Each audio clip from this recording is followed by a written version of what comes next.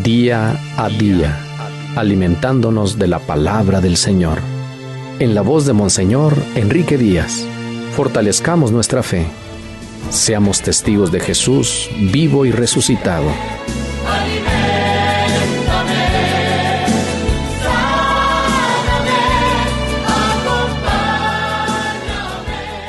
4 de julio, domingo 14 del tiempo ordinario. Evangelio de San Marcos 6, del 1 al 6. En aquel tiempo Jesús fue a su tierra en compañía de sus discípulos. Cuando llegó el sábado se puso a enseñar en la sinagoga y la multitud que lo escuchaba se preguntaba con asombro: ¿dónde aprendió este hombre tantas cosas?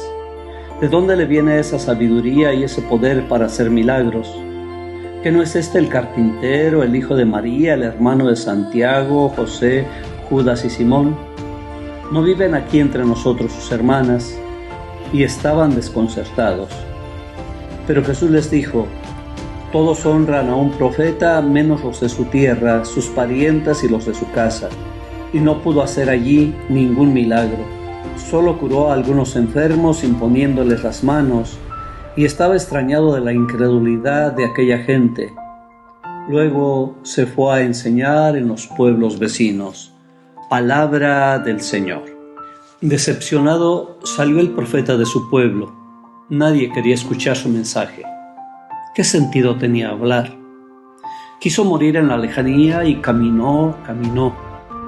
Encontró el riachuelo escondido en la montaña. Me quiero morir porque nadie escucha mi mensaje, le confesó al río. ¿Eso te preocupa? Yo hago brotar cada día nuevas fuentes y ni siquiera sé a dónde irán a terminar, perdidas entre los cerros, contestó el río. El profeta siguió su camino. Escondida entre las sombras de añosos árboles, miró una bella flor y le platicó sus quejas. Ella respondió: ¿ves cuántos colores tengo? ¿Percibes mi perfume? No me preocupa si alguien los mira o los recibe. Yo soy feliz elaborándolos. Fue más lejos. Un pajarillo que desgranaba sus trinos en lo alto de una rama llamó su atención. No sirvo para nada, nadie me hace caso, le soltó de improviso el profeta.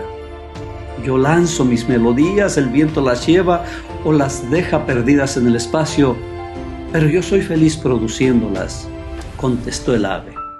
Entonces pensó en su corazón: si el río, la flor y el pájaro son felices con solo cumplir su misión, ¿por qué no ser feliz también yo, proclamando la palabra sin esperar reconocimiento?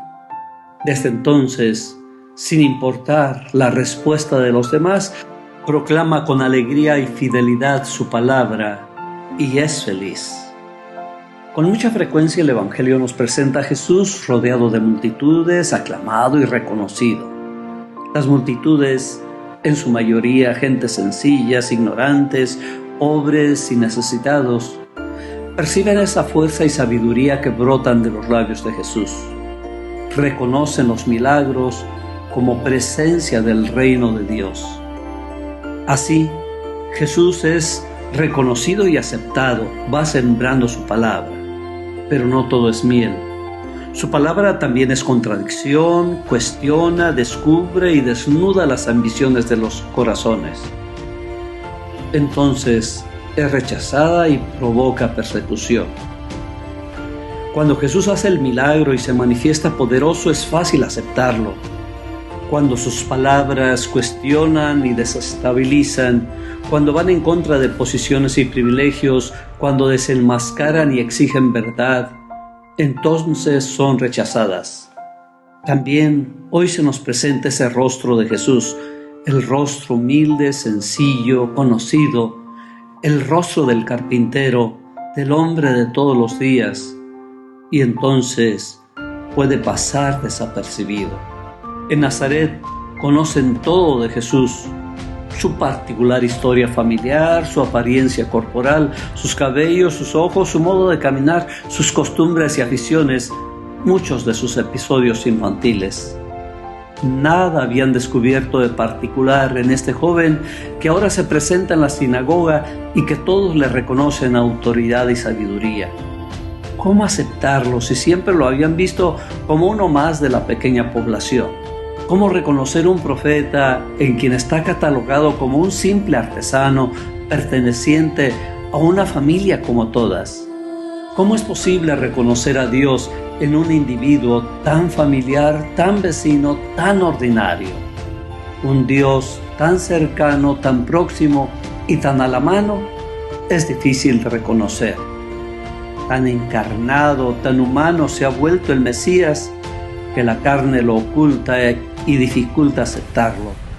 Solamente la fe puede ayudar a descubrirlo, pero la fe es lo que falta en Nazaret.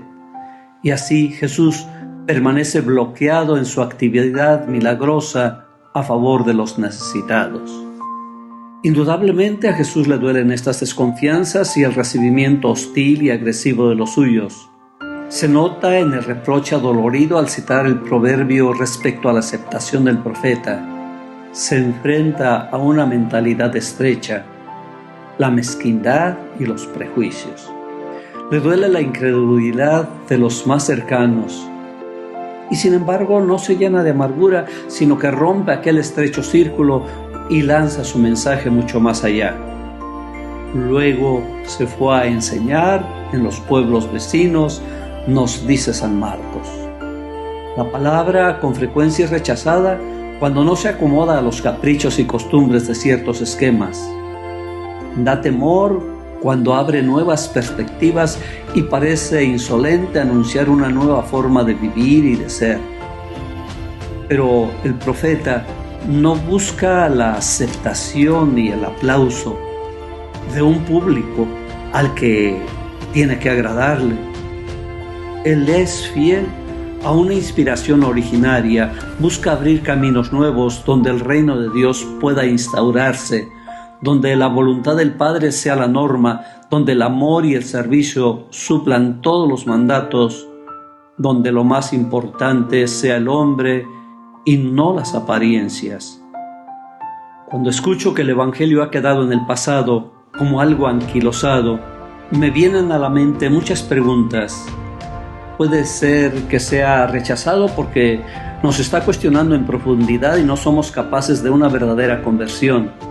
Quisiéramos un evangelio a modo que nos consuele y apapache, pero no un evangelio que exija conversión, coherencia, fidelidad. No un evangelio que desestabilice las estructuras de injusticia y privilegios en los que se ha asentado nuestra sociedad. Se torna un evangelio revolucionario y peligroso que es rechazado e ignorado. Entonces serían para nosotros las palabras de Ezequiel: pueblo rebelde, testarudos, obstinados. Y habrá que seguir proclamando valientemente el evangelio. Habrá que ser fieles a nuestra misión de profetas. Pero también me pregunto si el rechazo que sufre el evangelio no brota de la incoherencia y falta de honestidad de quienes deberíamos predicarlo. Cuando nuestra proclamación se hace con renglones demasiado torcidos para ser leídos, cuando no va respaldada por una vida y una opción radical, sino que se diluye en palabras que no van sostenidas por las acciones, entonces el evangelio no es creíble. Hay una tercera posibilidad. A veces queremos una predicación que vaya adornada y sostenida por milagros y fuegos artificiales, por ruido y aspavientos. En cambio, Cristo se presentó encarnado, humilde, con trabajo sencillo, como parte de una familia sencilla. Y desde ahí, desde su pobreza y apariencia, predica, acompaña, sostiene, en silencio, en oscuridad. Aparece el Evangelio en ropas sencillas, y entonces es difícil reconocerlo aún para los de casa. Muchas preguntas me deja la palabra de Dios en este domingo como discípulo y seguidor de Jesús. ¿Cómo es mi fidelidad al Evangelio? ¿Cómo mi fidelidad al estilo de Jesús? ¿Y cómo mi fe y perseverancia para seguirlo predicando? El Señor te bendiga en nombre del Padre, y del Hijo, y del Espíritu Santo.